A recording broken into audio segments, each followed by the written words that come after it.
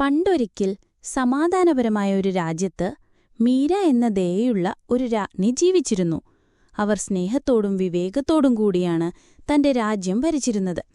എന്നാൽ ചിമ്പു എന്ന തന്റെ സുന്ദരനായ വെളുത്ത കുതിരപ്പുറത്ത് കാട്ടിലൂടെ സവാരി ചെയ്യുന്നതായിരുന്നു അവർക്ക് ഏറ്റവും ഇഷ്ടം.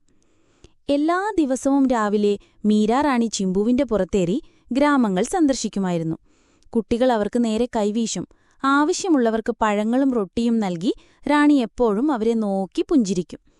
ഒരു ദിവസം കാട്ടിലൂടെ സവാരി ചെയ്യുമ്പോൾ അവരൊരു നീർത്ത കരച്ചിൽ കേട്ടു. ചിമ്പു നിന്നു അവന്റെ ചെവികൾ കൂർപ്പിച്ചു.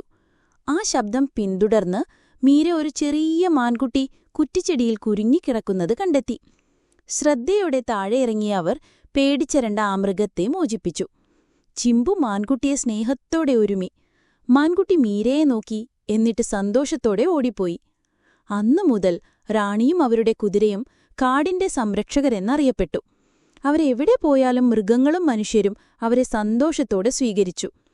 അങ്ങനെ മീരാറാണിയും ചിമ്പുവും എല്ലാവർക്കും നന്മ ചെയ്തുകൊണ്ട് സന്തോഷത്തോടെ ജീവിച്ചു.